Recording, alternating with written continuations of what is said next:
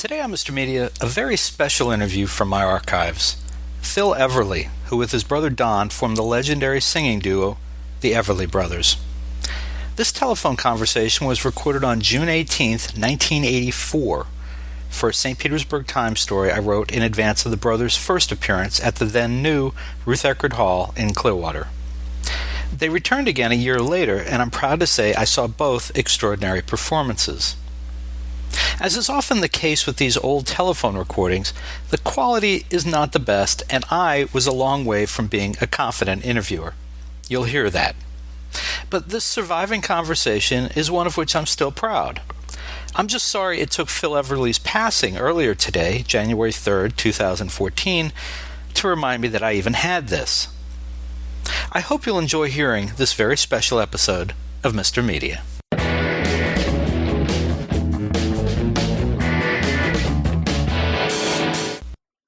So much media, so little time. Who keeps track of it all? That would be me. This is Bob Andelman, and this is a Mr. Media interview, brought to you by Amazon.com, Audible.com, and 1-800-DIAL-DJs. Please stop by the website, MrMedia.com, click on our advertisers, support the show. And remember, there's more than 1,000 interviews available at MrMedia.com. We've been doing this since February 2007. Hope you'll find something you like. And thanks for listening.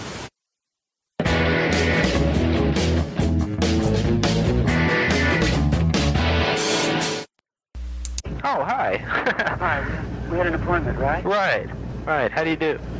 Oh, pretty good. I appreciate you calling on time. Believe me, I appreciate you calling on time.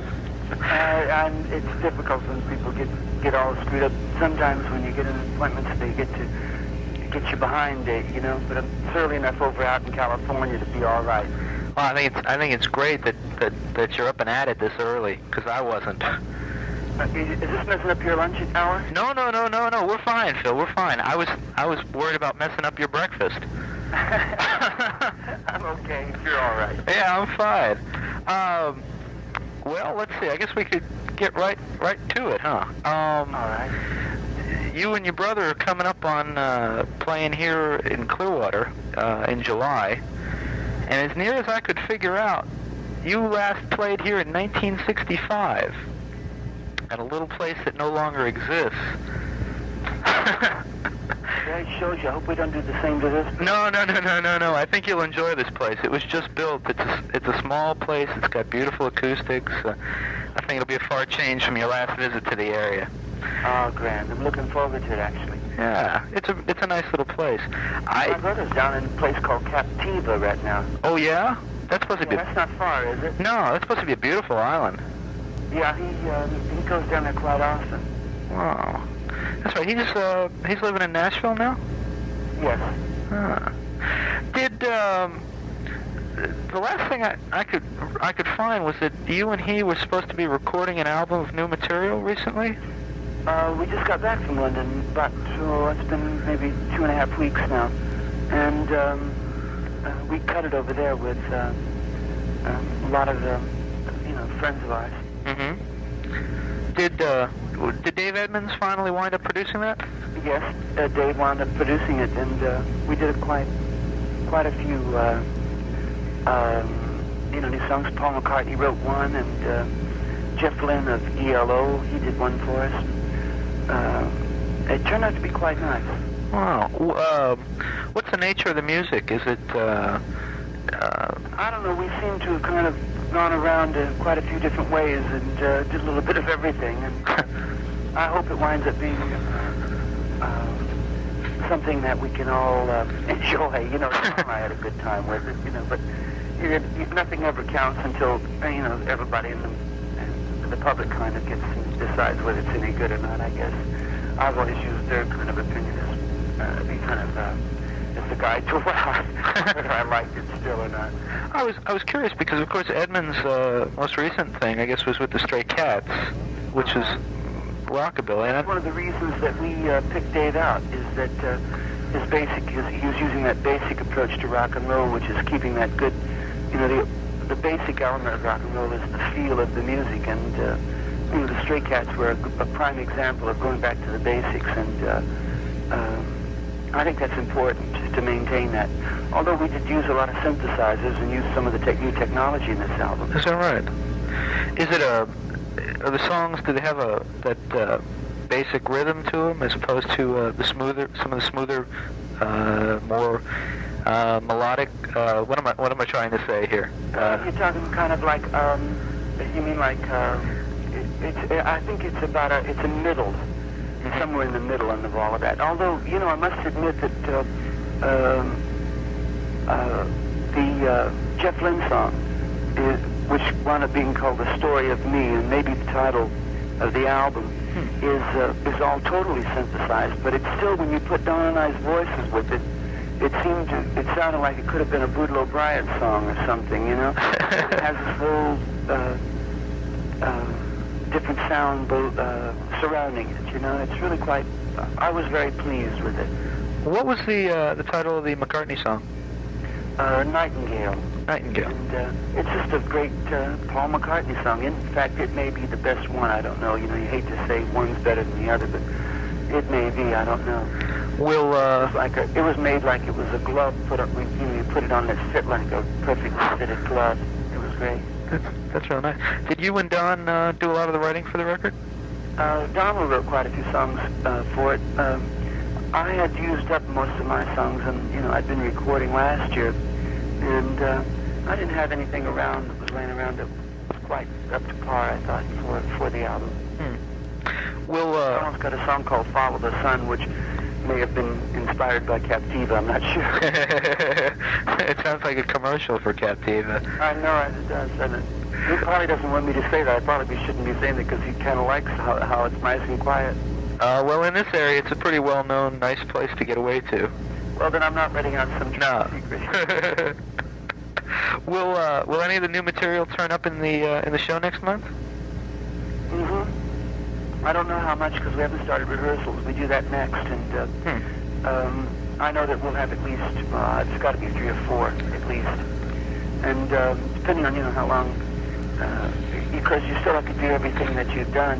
We try to put in everything that we can think of in the kitchen sink, just to keep everybody so everybody has a good time. There's so many songs are connected up with people's, real memories, and you don't want to disappoint anyone if you can avoid it. But I would like to do quite a few of the new ones. How many songs have you been using in the show recently? I mean, overall. I don't know what the number would be. The concert at the Albert Hall is the only thing I can use as a criterion. This show went on close to, I don't know, it was close to 2 hours. But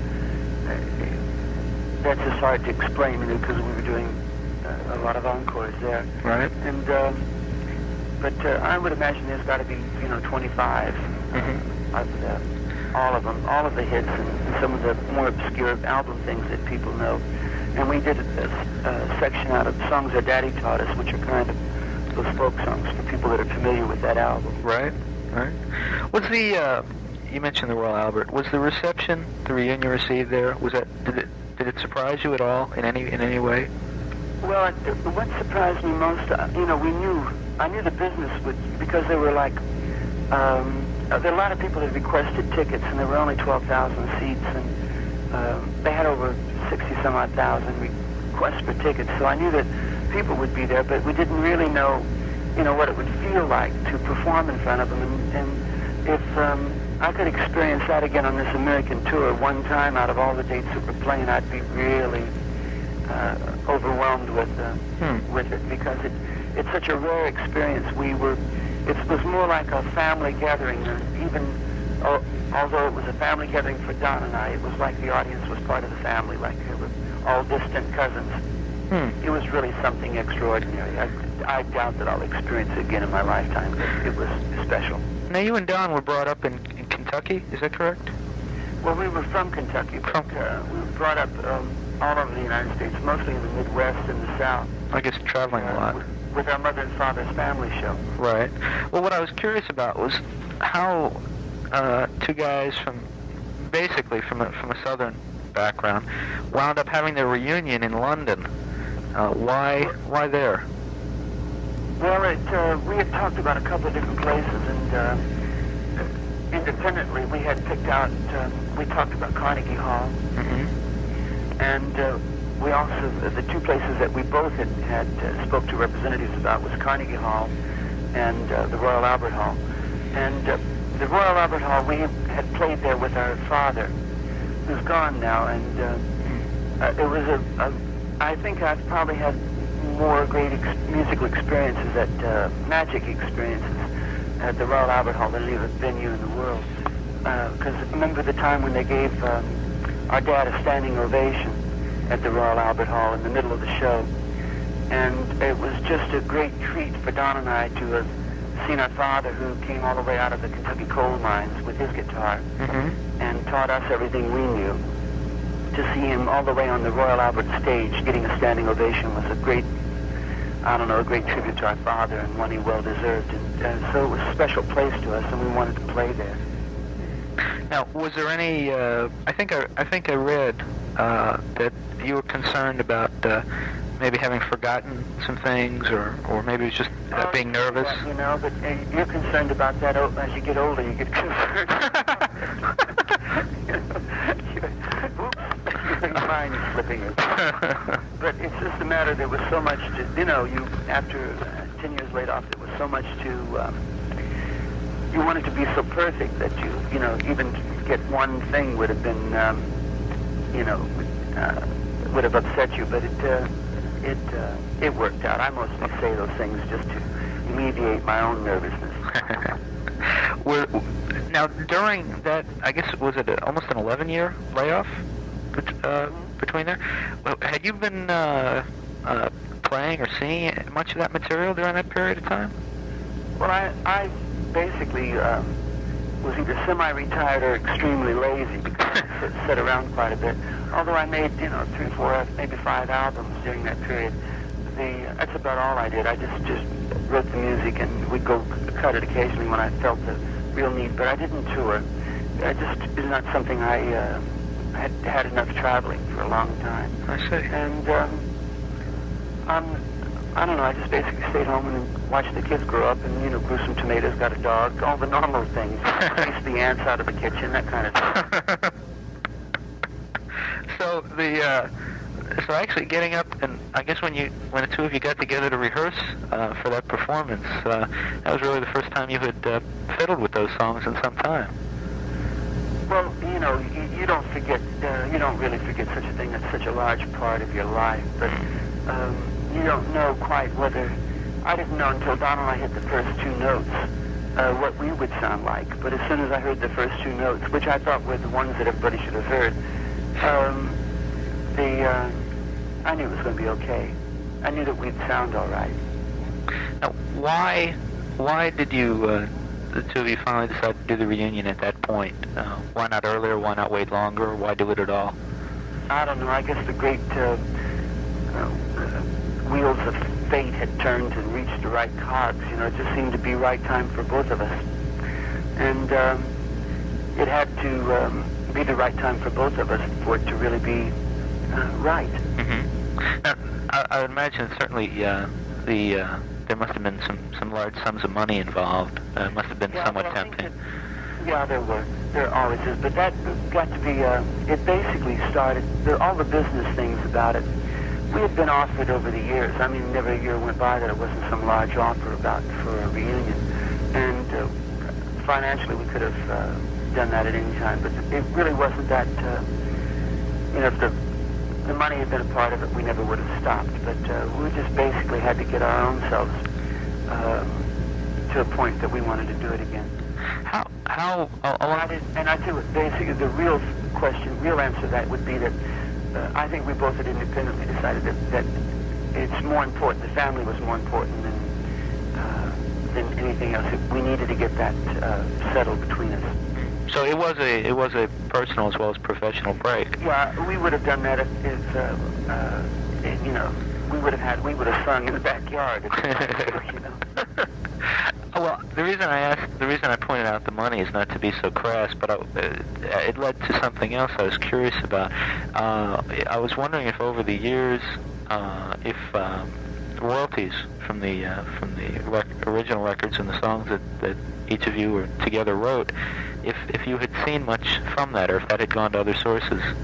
Yeah, we've been very lucky in all of that. A lot of people had been mishandled, but somehow that we handled affairs well enough that I could afford to be lazy for 10 years.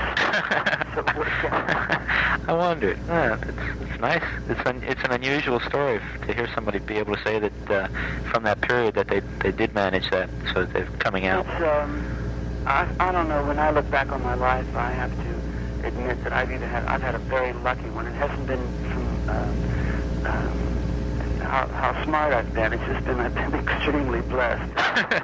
I have no complaints. Do you mind if we talk about the breakup itself? Well, I don't mind, but briefly. There's not much I ever can tell you. You know, a sort of. Go ahead, though. Okay. Well, I was just curious because I have to admit I'm I guess a little young for a lot of things that went on. So How are you? I'm 23. Huh? 23. Well, I remember that, but barely.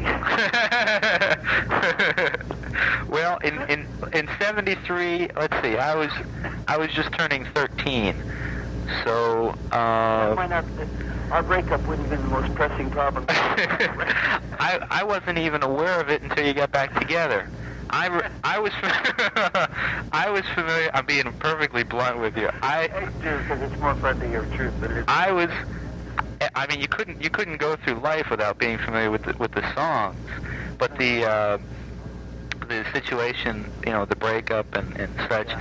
To me, those songs were always quite current, because at 13, everything you're hearing for the first time is, I guess, current. Well, that's nice to hear in a way, because I never suspected anybody at your age would have been conscious of us that anyhow. But, oh, sure. It's nice to hear. I know that I have a 17-year-old son, and he's conscious of it, but that's only under threat of a whipping. No, as a matter of fact, I've got a 30-year-old roommate, and I was saying to her, you know, I'm going to be talking to Phil Everly tomorrow. She said, oh, the Everly Brothers. I said, yeah. She says, you're going to have to remind me of the songs. So I would just whip off a few choruses of about 3 or 4 songs. She says, yeah, I remember them. Yeah, you know. So I was curious. And as far as the breakup itself goes, you know, the things that I read, I'm curious just to make sure that what I've read is close to true. You never know. No, hardly anything that you've read is close to true. Right. So you like to hear it right from the source. That's why. Yeah, there's not a lot that people will ask me why, and I say you can't explain it, and you really can't. The particulars, there've been a lot of particulars written about it, but none of them are 100%. But I think it's one of those kind of stories that can get reported correctly. You know, it's just not going to. And I always use the idea that I always concentrate on the tomorrows, and I just sort of let the yesterdays go, because it's no point in too much in even trying to recall all of the things. It doesn't serve your life well. But you got a question about it? Go ahead and ask it. Yeah, there were 2. Okay, all right, we'll take a shot at it. If it doesn't work, I got plenty of questions. Okay. There were 2 particular aspects that I was curious about. One was the much repeated quote that you evidently, I guess, made on stage. No, I'll correct that already. All right. I was talking to Phil, and Donald said that. All right. See, that's why I ask these things. Okay. Yeah. And okay, and the Everly Brothers are dead. Yeah, died 10 years ago, right? Yeah. Well, relative to that, although Don said it, do you feel that professionally and personally, the 2 of you would have gone a lot further if you had gone separate ways earlier and on a better basis? I don't know. It's conjecture, I admit. Yeah, it is, and in the sense of you never know. It's like you could also ask the question: had we never broken up, and where would we be today? And then again, I always am a great believer that it only takes 3 minutes to cut a hit record. And in 10 years, I think we could have found 3 minutes, you know? Right. I like that. There's no way of knowing that for sure, because you could record for 10 years solid and never do the right thing. It's just such a magical, intangible, non-explainable kind of art that you have to sort of say, well, you know, you do your best, and you do your best at the time that you're given, and just kind of accept it as it is, and which is easy for me to do because we've been, you know, like I was saying, highly blessed and extremely lucky, or whatever you want to say it is. With we were surrounded with a great writer, Boudleaux and Felice Bryant. They were great writers, and we just were at the right time, right place, and everything worked for us in the old days. Why? Now let me see if I got this bit of information right. You had left the stage. You had left the stage, and Don was still on the stage. I tell you what, there's the most accurate report about it was written in the Los Angeles Times right at the concert, and I always refer people to that because it's easier than giving my version of it. But we were actually going off stage. You're talking about the breaking of the guitar? Well, I was leading to that eventually, yeah. I've heard so many reports about it, where you think that I had shoved the guitar up somebody's nose. But, none of that's true, but the guitar was broken. That's true. I did break the guitar.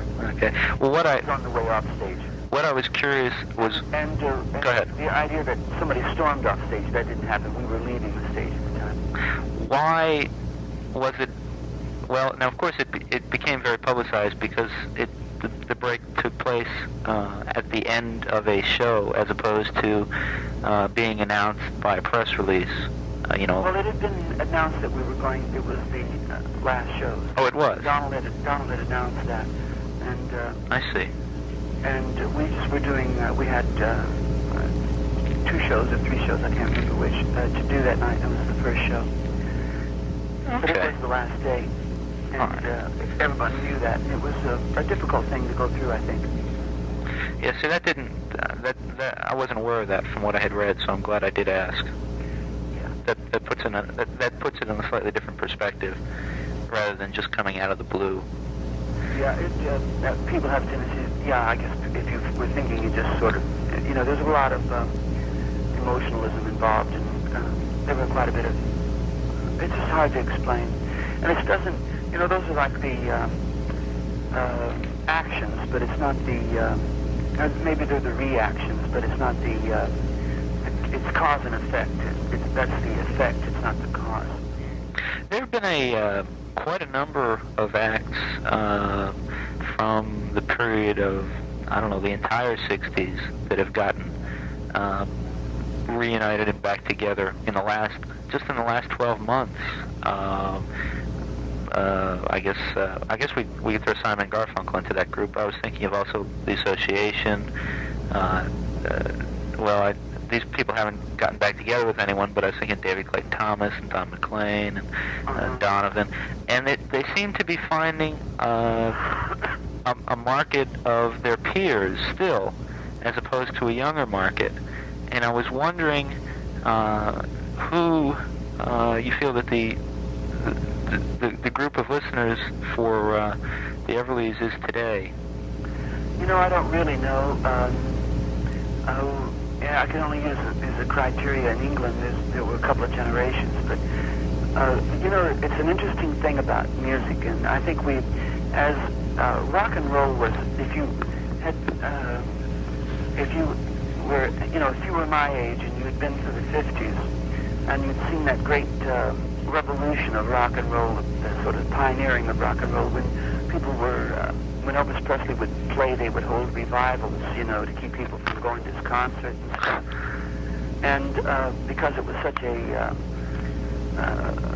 it was looked on as such a negative force, Mm-hmm. that, and people were continually asking you, what are you going to do when rock and roll is over, and things like that. And what we have is a great mark in time when there was a break away from music of the times to a brand new form. And, Don and I were part of that. So what we've really seen over the years is sort of the elimination of generation gaps. I mean, the music that I like, my son still likes. It's not like a different thing. Whereas during that period, older people liked something else. Mm-hmm. And what you liked was entirely different. And I think when I did the Royal Albert Concert Hall, it was like, because I'm 45, and with families, grown families of our own, and people around me, and I was one of the younger pioneers at the time. And they go all the way up to 50, 55, and they're really, what we found out is that that taste that we had that was correct, and we all were making good choices, not bad ones like they had us convinced we were. Mm-hmm. And rock and roll never did die away, contrary to what everybody told us. It's actually lived longer comparatively than most things. Well, I think that what we'll always, in the year 2000, we'll still look back at the 50s as the starting of the changes of the world. It's really kind of been a social revolution. Mm. Oh, well, I wondered who, if you were personally to go out and you wanted to hear some live music, and ruling out the possibility that you might want to go see Boy George, who might you be intrigued enough to go see today? Well, it depends. Tom Petty, mm-hmm. I like him. I like Air Supply.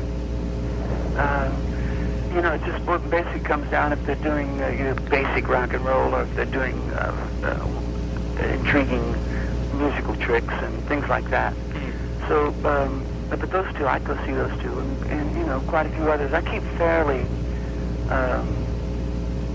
exposed to things that my son brings in, mm-hmm. and he'll say, hey, take a listen to this, and I do think I have a tendency to say, well, I heard a thing similar to that, I do that. I probably do that too much. Maybe I'll create a generation gap. Quite by accident, later this afternoon, I'm speaking to. I'll be talking with Mark Knopfler's brother David, who's. Tell him hello for me. Oh, I've never met David, but I know Mark, and that was. Tell him to give his brother a call. It won't hurt. Oh, okay. I'm gonna tell him that verbatim. And tell him that Phil Everly should give his brother a call. I write that. I was reading up on Dire Straits, and here I see this Rolling Stone story that starts off with Phil Everly and Mark Knopfler talking about the recording of, I guess, your last solo album. Is that? Mark came down and helped. Yeah. How did that come about? I wasn't aware of that. Well, I was aware of Mark, and the opportunity presented itself, and I said, please, come on down. He is possibly one of the best musicians I've ever seen in my life. He is an extraordinary musician. You can't even explain him. He plays, he's got his own, well, for guitar players that would be reading this, and most guitar players, serious guitar players, know him and know about him, but and I'm only confirming what they probably already believe, but he's as unique as they come. He has a brand new style of playing that is a combination of, like, I don't even know it's a combination of straight pick, thumb pick, flamenco, and classical. He plays very, very unusually, and that's why his music is very extraordinary, and it is. Was his situation on that? He came down and played on a few tracks, or? Mm-hmm. Okay. I just wanted to be sure. I was fascinated to read that. That was quite interesting. Of course, his work with Bob Dylan the last 2 or 3 years has been. Yeah, it really has really given Dylan's career. But he really is as unique as they come. I mean, there are a few musicians, you could name maybe 5 guitar players that music seems to pour out of their fingers, and Mark is one. I mean, it literally comes out. It defies the thought process, the intellectual process, and that's the real if I were going to say what is the best music, it's the music that defies intellectuality and just goes straight to the heart. And it's rare. Wow. You know, Now, extremely rare. there was a time when, speaking of style of guitar, where, from what I understand, the manner that you and Don were playing in was quite different. I guess now it's been absorbed. The style has been absorbed and probably been taken on by. That's well put, I must admit, and very accurate. And absorbed is the word. You know, people might use the word copied, but it's really the word is absorbed. And well, I'm going to use it, okay? No, please. Oh, listen. After No, because I think that's only fair. It's quite a knowledgeable piece of remark, because the opening of Bye Bye Love is got that intro. That's probably what made it a hit. And it's what they call incongruous chords, you know, what I call incongruous chords, were chords that weren't naturally, or up to that time, supposed to go together. And it just grabs your ear like that. And that's a standard form now. I think it's probably the most important thing that, I think it's probably the most important basic element that we contributed, and actually Donald did it because he invented it. Is that, now, are we talking about there, this is what I was just going to ask you about, the open tuning? That I think Well, you called it? it's not so much the open tuning as it is the, although it was an open tuning, as it was the chord structures were not, you know, like where a person would go from a G to a C to a D is a standard kind of form, country music form, maybe.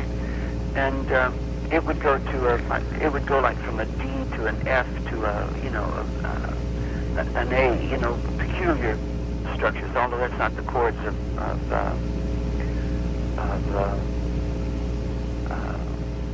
Bye Bye Love. But Wake Up Little Susie, like, is a D to an F to a G. And the those are incongruous, and they are now used pretty much standardly. I see. Can you explain to someone as stupid about such things as I what the term open tuning does refer to?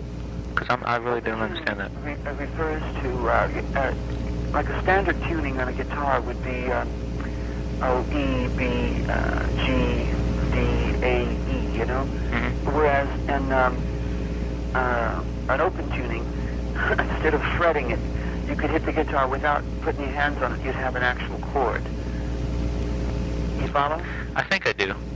Yeah, it's where the strings are tuned down. Instead of fretting, the strings were tuned down. Well, then you have to finger it an entirely new, different way. So when you move up the neck, you have to put your fingers in a new position. It's all brand new. I see. It's like changing the,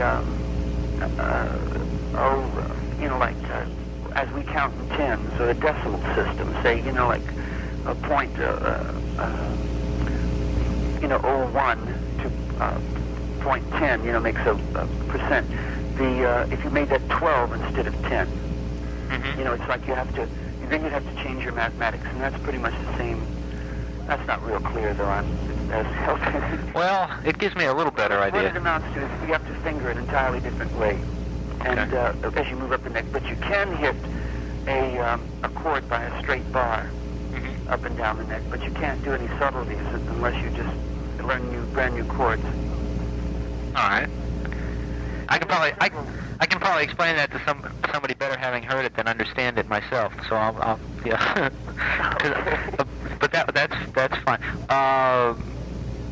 The other now that's the music itself. I'd like to talk to you a little bit about the harmony and the style of singing itself that the two of you have. Well, I mean, it's long since been developed and perfected, but have made all these years.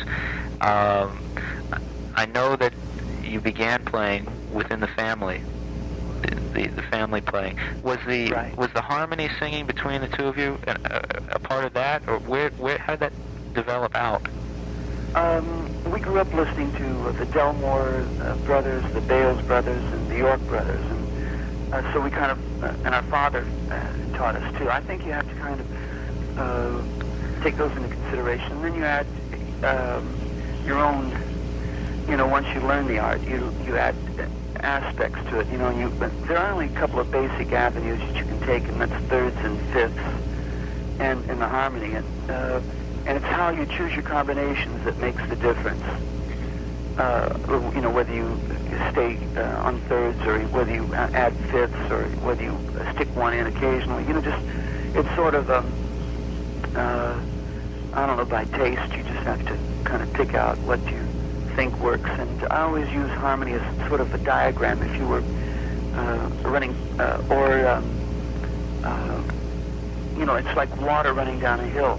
The mountain actually dictates where the water's going to run. As it cuts a path down a hill. And that's pretty much what the lead and harmony are like. But the two have to kind of find their own natural flow. That's very well put.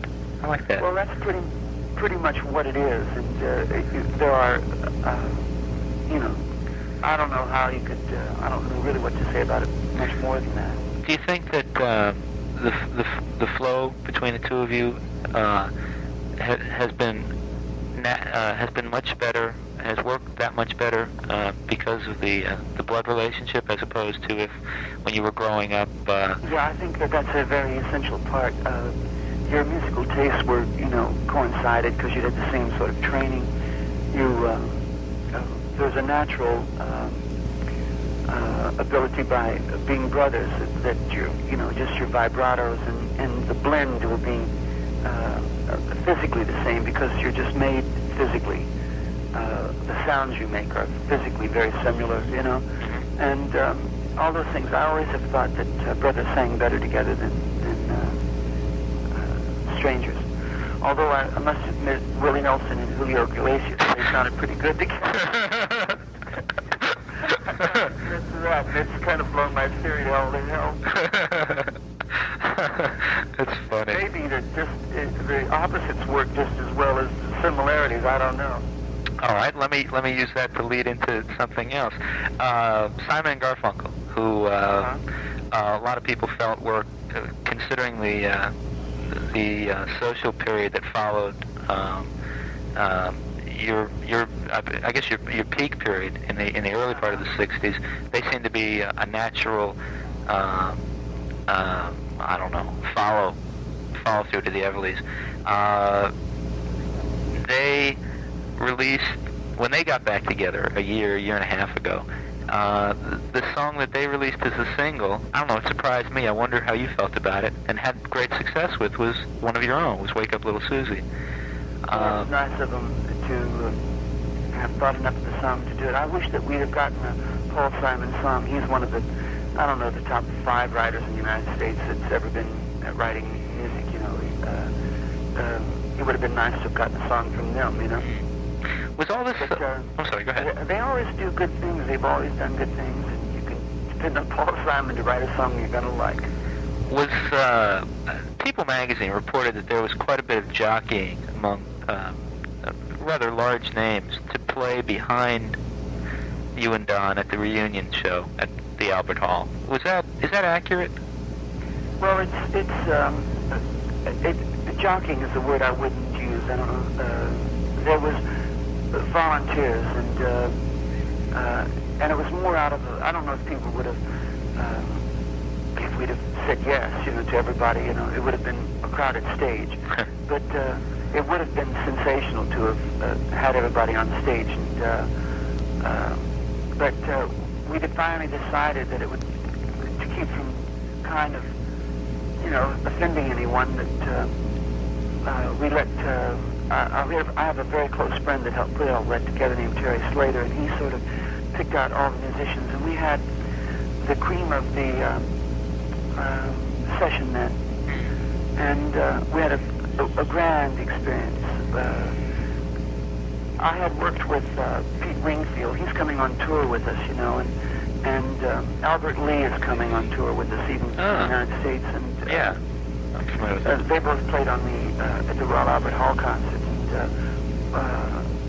and we're bringing Larry London out of Nashville. He's a premier drummer there. He has been for years, and it's just going to be that kind of thing. We kind of try to keep it so that it's although they're all individual kind of stars, like they're producers and they're very.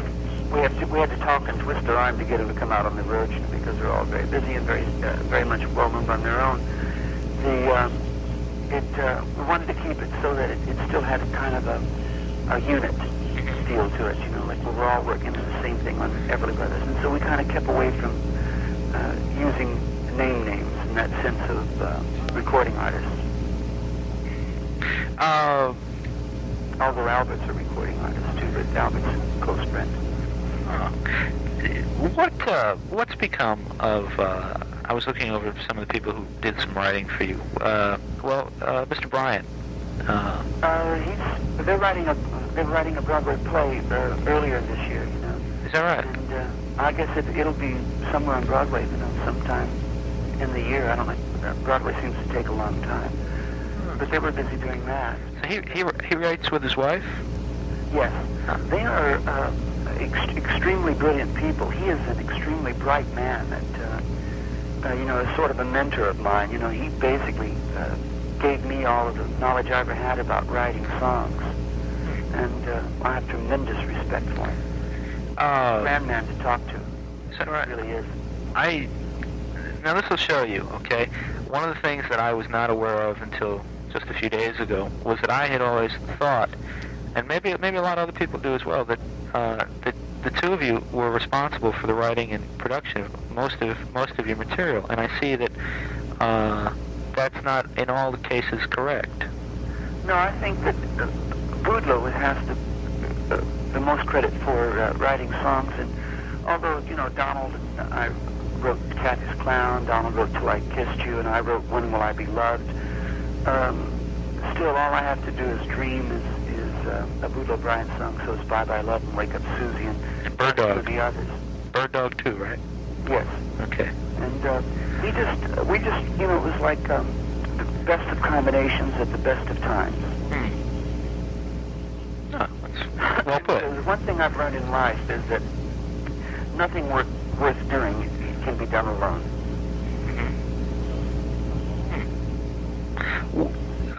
Of all the huge, really huge hits that the two of you had, is there one that you consider to be either the best or the biggest hit, or the one that you're the most fond of? Well, there's variables on what's the biggest hit. I'm not exactly positive. I know Kathy's Clown possibly was worldwide, but Wake Up Susie may have been in the United States. But I always have a tendency to, if I were going to pick out favorite songs, I would take Let It Be Me, and which was, or maybe All I Have to Do Is Dream. One of those two ballads, which they turned out to be standard songs for us. Why don't we take, I don't know, Let It Be Me. Now, it was who I'm sorry, but who wrote that?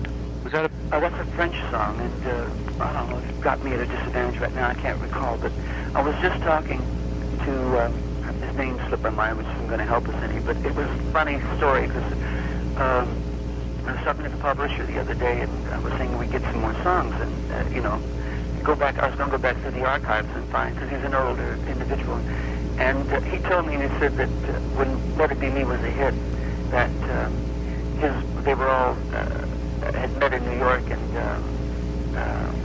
he said that the man's wife said that, I don't know how he wrote that, because he's not that romantic around the house.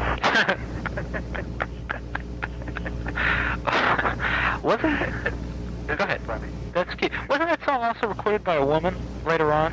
No, or it may have been, but we got the song as an instrumental off a Chet Atkins album. Huh. And Chet Atkins had recorded it as an instrumental, and Donald had called Chet and asked if there was any lyrics to it, and Chet says, yeah. And we got it, and it's, I guess, a translation, but it's just one of those great pieces of material. It's really a phenomenal piece. And Dream and Let It Be Me have both, by, maybe by Glenn Campbell and someone. They may have had a hit on it, but Dream has been in the charts that I know of 5 different times by 5 different acts. Wow. Yeah, it's just one of those, they're like standard songs. What makes a standard song is the ability of a song to be recorded by lots of people and still sell. Mm-hmm. Now, Bird Dog was one of yours? Mm-hmm. Or that's a Boodle O'Brien song. Oh, that's Boodle O'Brien. I was wondering where that. I mean, that was always one of my personal favorites. I guess because of my age, I just love the way that sounded. I don't know. It was a peculiar piece of material. We often wondered what caused him to write it. You mentioned Chet Atkins, and let me interrupt myself. How are we on time? Am I keeping you? Do you have time? Okay. Okay. You mentioned Chet Atkins, and I've noticed that his name has popped up several times. Was he fairly involved in one way or the other in the early? Well, he's really the main reason how we got to Nashville, Tennessee, and that's from the association with our father, who was a thumb picker, and Chet was aware of him, and that's basically how we got to. When I was 14 and Donald was 16, we came our first trip to Nashville in the big time, And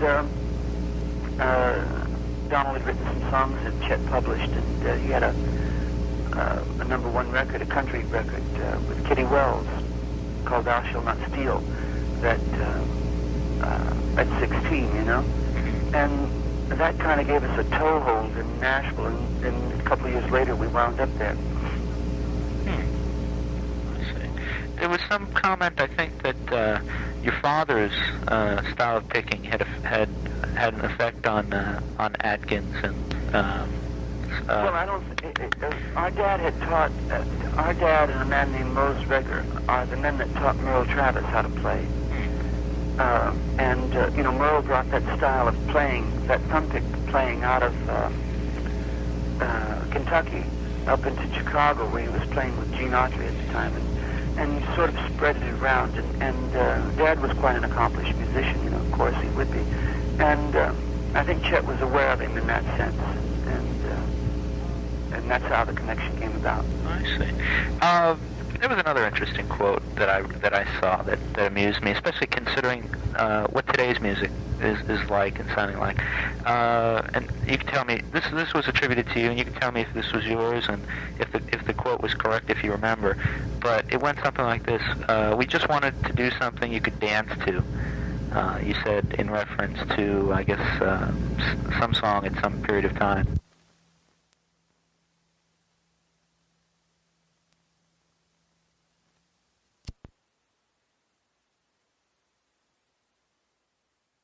If you could relate to that much easier to the kids that are putting out the music today, that's so much dance oriented as opposed to anything else. Well, it always was, quite honestly, and you have to kind of look at that song that Sonny Bono wrote, "The Beat Goes On," and it's the truth. What kind of stuff have you heard recently that you think would be fun to dance to, or do you even bother in that terms? Well, I still like to dance when my legs don't give out. I was only glad to see that they were bringing the what we all call the bop back, with the twirls and all of that. That's the one I still remember. It was like such a ninny on the dance floor in front of the kids. But I am trying to learn to moonwalk, so who knows? Are you really? I'd like to see that. Well, I have a 9-year-old, and we've got the videos of breaking, and he's been breakdancing, and so I had to help him figure out what was going on.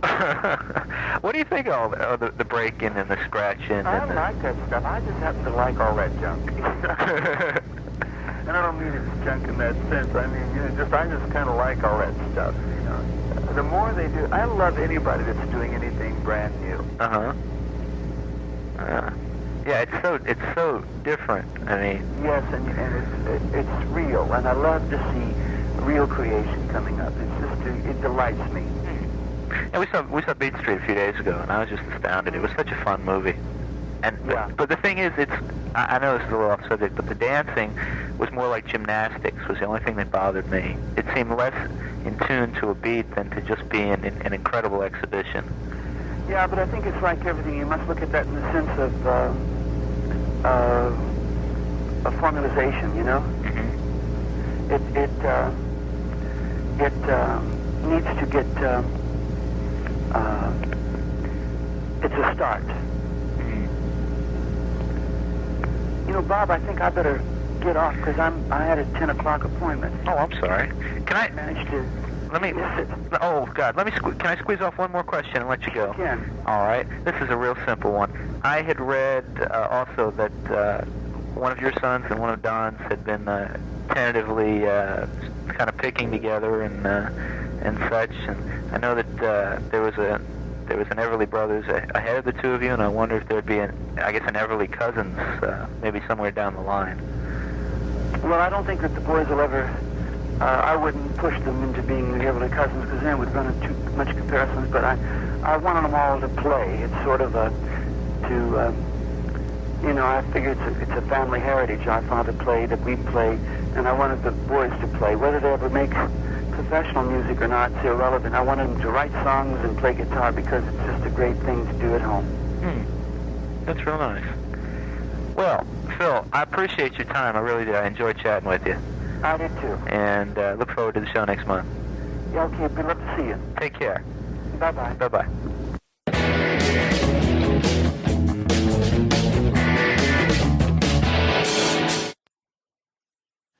You can see and hear almost 1,000 Mr. Media interviews by visiting our main site, mrmedia.com, mrmedia.com. Or check out the more than 200 video interviews on the Mr. Media radio site on YouTube. And I'd sure appreciate if you'd show some love for Mr. Media's advertisers, including Stitcher. Apple named Stitcher a top 5 news app of 2011. It's a free mobile app for your smartphone or tablet that lets you listen to your favorite shows and discover the best of news, entertainment, and sports on demand. You can listen whenever you want to more than 5,000 shows, get customized recommendations, and discover what your friends are listening to. My own list of Stitcher favorites is pretty eclectic. I start my day with an hour of MSNBC's Morning Joe with Joe Scarborough and Mika Brzezinski. Then it's the latest 2-minute update from the Onion News Network. After that, I'll listen to WTF with Mark Maron, Here's the Thing with Alec Baldwin, HBO's Real Time with Bill Maher, and excerpts from E's Chelsea Lately and The Soup with Joel McHale. Also in regular rotation on my Stitcher playlist, the BS Report with ESPN's Bill Simmons, the TechCrunch headlines, and the Don Geronimo Show. The latest episodes of each show, whether originating from broadcasts, cable TV, radio syndication, or podcasts, are continuously updated. Stitcher is a free app for your iPhone, iPad, Kindle, Fire, BlackBerry, Droid, and more. And show your support of Mr. Media by getting, did I mention it's free? The app at Stitcher.com/MrMedia. That's Stitcher.com/MRmedia. Stitcher Smart Radio, the smarter way to listen to radio. We're also supported by Audible. Check out Audible's 30-day trial membership and download the audiobook version of the book everyone's been talking about, 50 Shades of Grey by E.L. James. Sign up for your free trial today at audible.com/radio. Again, audibletrial.com/radio. And finally, if you need a disc jockey for a wedding, bar mitzvah, corporate event, or just a big old party, please consider calling 1-800-DIAL-DJs, the party authority for all your party entertainment needs. You can call 1-800-DIAL-DJs or go to their website, 1-800-DIAL-DJs.com, and tell them Mr. Media sent you. And thanks for listening.